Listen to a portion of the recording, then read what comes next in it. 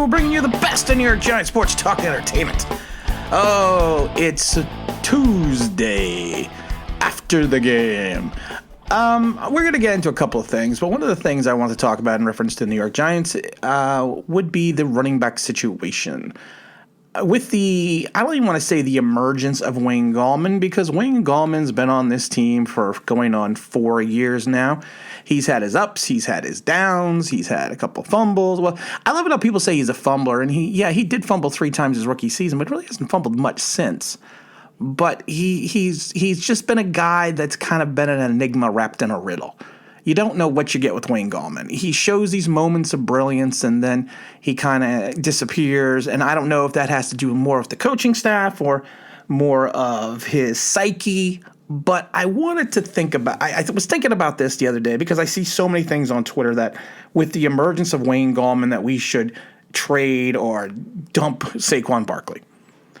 And I just laugh and I think to myself, that is probably one of the silliest things that I've ever heard. And I'm not trying to be derogatory towards anyone on social media, but Wayne Gallman is Wayne Gallman. Yes, you do not, in today's NFL, you do not need to draft a running back as high as the Giants did to get Saquon Barkley. Yes, I believe Saquon Barkley is still a generational talent, but the way today's game is structured, it's turned more into a quarterback wide receiver league, which was why the Giants took Daniel Jones at 6. But even the Jacksonville Jaguars has showed us the way that someone like James Robinson, who's rushed for almost 900 yards at 4.6 yards a carry and 6 touchdowns, was an undrafted free agent out of Illinois State. And there have been tons of running backs in this league who've had Hall of Fame careers who were drafted low.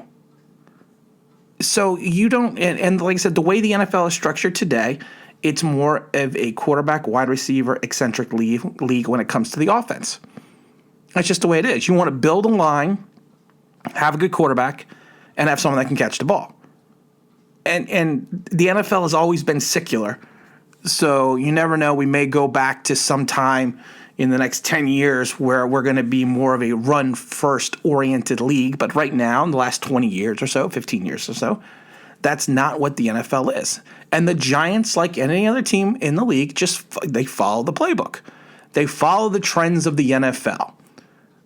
But if you take a look, if you break it down completely and take a look at both what you have in Wayne Gallman and Saquon Barkley, in my mind, there's no debate. It seems to me that Wayne Gallman is a great luxury to have when Saquon Barkley comes back, but when Saquon Barkley comes back, he is the number 1 running back. Plain and simple. The talent level is not even close between the two. To me, right now, Wayne Gallman is basically Orleans Darkwa. Now, people probably are not going to remember Mr. Darkwa. He was a running back that we had for a bunch of years, and he kind of followed the Wayne Gallman career. He played well his first season with the Giants. He kind of didn't do much second season, and he bursted out in his third season in 2017, where he ran for over 751 yards at 4.4 yards a carry, averaged about 50 yards a game, and we have not heard from him since. He left the Giants. He had an injury. He left the Giants. He bounced around the NFL a little bit, and that was the end of Orleans Darkwa's career. I'm not saying that's what's going to happen to Wayne Gallman, but Wayne Gallman's contract is up. We've already given him, his $2 million, his $3 million over 4 years. So he is now going to be an unrestricted free agent.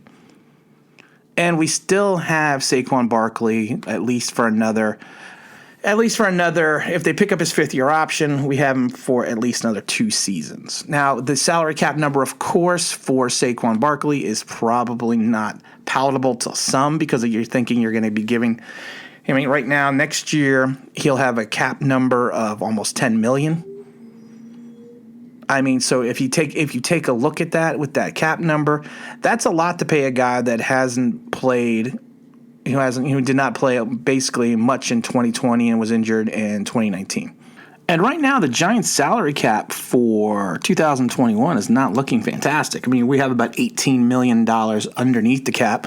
We're going to probably get rid of Zeidler, which is going to save us $12 million. Probably get rid of Golden Tate, which will save us another $6 million. And I laugh because Nate Solder opting out has cost the Giants dearly in 2021 because he's still going to have a dead cap number of $13 million because it's basically like his contract paused after the second season.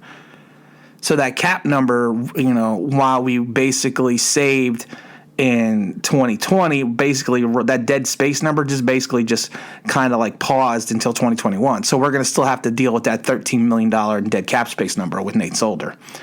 So the Giants have almost and it's not that big of a deal for the Giants. They have 5% of their cap space designated for Saquon Barkley. If Saquon Barkley comes back and is the same player that he was, and there's really no indication that he won't be, that number is going to look small. But the problem is Wayne Gallman's up for a new contract. And so what do you do with Wayne? I mean, really, what do we do with Wayne, who has 1,131 career rushing yards and he's averaging 4 yards carries with 9 touchdowns, and most of his yardage have come at during the 2017-2020 season, and then kind of in between 18-19, he didn't really do much. Kind of in the doghouse, he was just, people say he was misused. Wayne Gallman is fantastic when he gets to the second level. His yak is unbelievable. And that's yards after the carry. But the problem is he has not shown anything for a full 16 weeks. We don't know what the ceiling is for Wayne Gallman. We know what the floor is for Wayne Gallman because we've seen it, but we don't know the ceiling. But is that worth giving him a contract extension or signing? Well, you wouldn't get a contract extension, you get a new contract. Is that worth giving him a new contract? Or can we just go pick somebody up and later in the draft or even in free agency that we're going to pay less than Wayne Gallman? I have no idea right now what Wayne Gallman what his number is going to be. We have no idea what his agent's going to ask for. We have no idea how he's going to finish out the season. We still have, literally 5 games left. So Wayne could turn into Superman, or Wayne Gallman could implode. The New York Giants have no idea of knowing what Wayne Gallman's going to do, or what Wayne Gallman's going to ask for, or what his worth is going to be to another team during free agency. But to think that we're going to trade Saquon Barkley. Listen, when the Giants traded Odell Beckham, I was one of the first people that said I had no problem with the trade.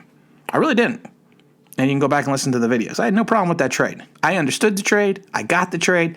I did not like the fact that you were giving up that type of talent. And I can't see the Giants doing that right now with Saquon Barkley coming off an injury. Also because of the fact that who is going to give us value for a running back coming off an ACL in his third season, who averaged 1.8 yards a carry on 19 carries before he went down? What true value are we going to get for a running back for that? My thing is you have Barkley for 2 more years. The cap number is not horrid if you're looking at him being your franchise running back. It's on average. I think in 2021 he'll be like the 7th or the 8th highest paid running back. But if he comes back and he hits like he did in 2018, and 2019 he still had a good season even with the injury, you have something special there. And if you truly think that Daniel Jones is the Giants quarterback of the future, there's no way you get rid of one of his weapons because you already took away Odell Beckham. And we really never replaced Odell. Darius Slayton does look great at times, but Darius Slayton disappears. And the Giants understand that. Golden Tate's probably not going to be here. Sterling Shepard is a good second to third option on any team. But he's not. I like Sterling Shepard because he's that guy that finds the spot. He finds the open spot. He finds the spot in the zone. He's able to get some separation from his man. He's crafty. He's shifty in some ways. He's not overly fast, but he's got that quickness and he's got that lateral movement that allows him to find the spots and the holes in the zone of the defense.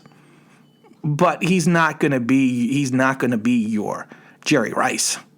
He's not going to be your Amani. It's not a Tuma. And I know some people hate Amani. Amani was a great New York Giant, and he was a great wide receiver. He wasn't Homer Jones. He wasn't Giff when he got switched over to flanker after he got rocked. But he was a good player. So if you truly think that Daniel Jones is your guy, and you are building around him, one of your building blocks and one of your foundational blocks is going to be Saquon Barkley. So there's no way at this point in time that we could even consider getting rid of him or trading him. Wayne Gallman's emergence does not make him expendable.